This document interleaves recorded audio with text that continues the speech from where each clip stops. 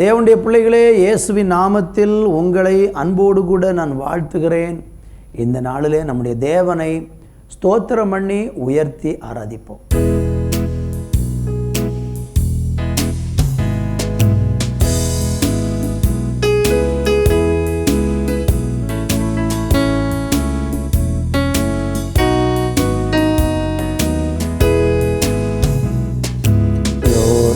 நதியோரம் திகையாதே மனமே, யோசனையால் உன்னை கலக்காதே உள்ளமே. யோர்தான் நதியோரம் திகையாதே மனமே, யோசனையால் உன்னை திகைக்காதே உள்ளமே. வெள்ளம் பெருகினும் வல்லமை குன்றுதே, வெள்ளம் பெருகினும் வல்லமை குன்றாதே. வல்லவர் வாக்கென்றும் மாறி போகாதே, வல்லவர் வாக்கென்றும் மாறி போகாதே. யோர்தான் நதியோரம் திகையாதே மனமே, யோசனையால் உன்னை கலக்காதே உள்ளமே. யோர்தான் நதியோரம் திகையாதே மனமே, யோசனையால் உன்னை கலக்காதே உள்ளமே. வைப்பாயுன் காலடி தற்பரன் சொற்படி, வைப்பாயுன் காலடி தற்பரன் சொற்படி. வானவரே சுத்தாம் வாக்குமாறாரே, வானவரே சுத்தாம் வாக்குமாறாரே. யோர்தான் நதியோரம் திகையாதே மனமே, யோசனையால் உன்னை கலக்காதே உள்ளமே.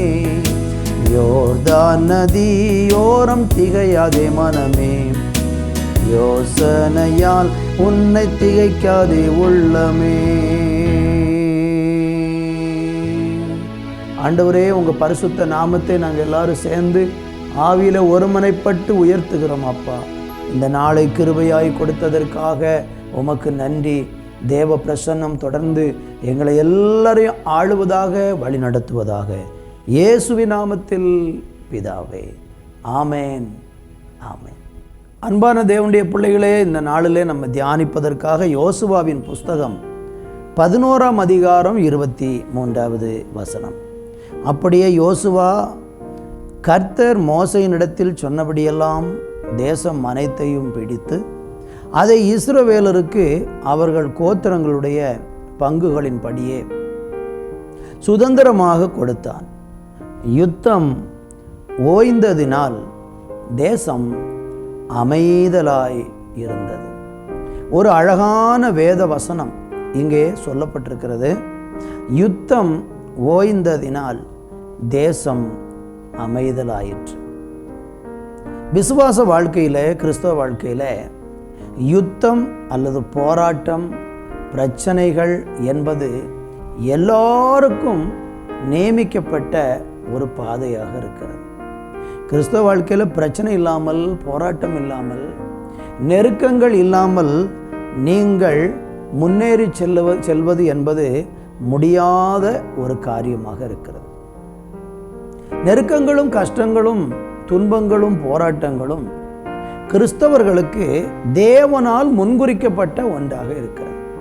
ஆண்டவராய் இயேசு கிறிஸ்து இந்த பூமியில் இருக்கும் அழகாக சொன்னார், நீங்கள் தேவனுடைய ராஜ்யத்துக்குள்ளே பிரவேசிப்பதற்கு இடுக்கமான வாசல் வழியாகத்தான் போக முடியும் அப்படின்னு சொன்னார்.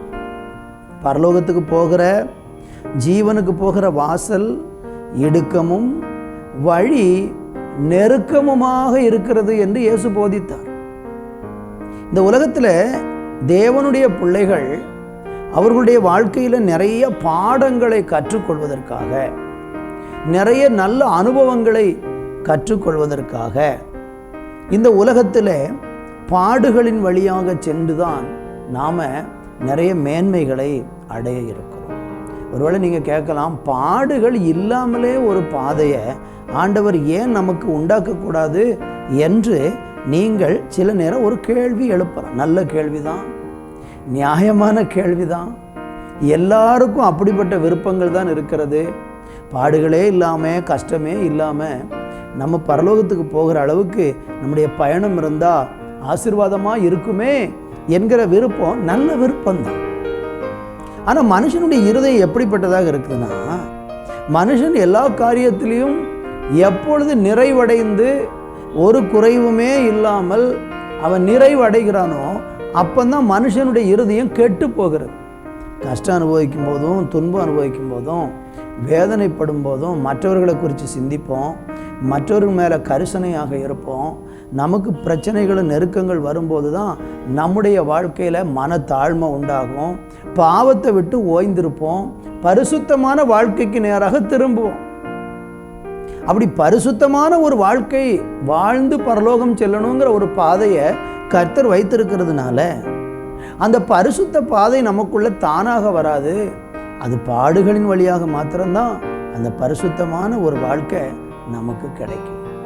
கிறிஸ்தவ வாழ்க்கை என்பது யுத்தம் நிறைந்தது, பாடுகள் நிறைந்தது, போராட்டம் நிறைந்தது.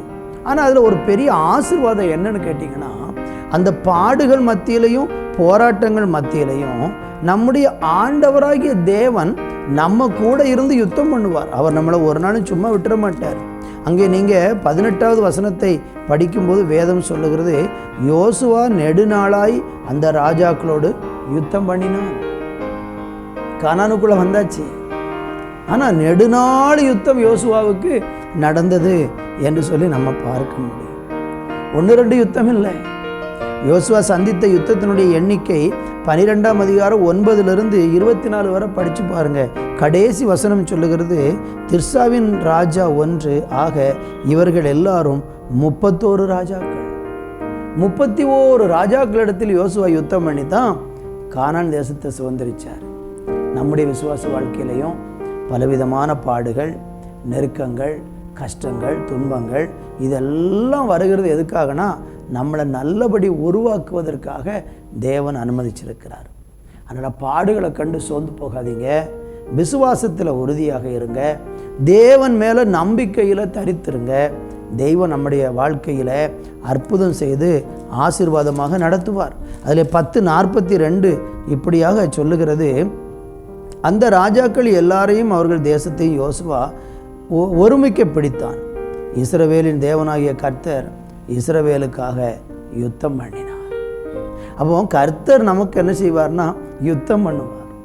நீங்கள் யுத்தத்தில் நீங்கள் மட்டும் இல்லை, உங்கள் முன்னால் அவர் போவார்.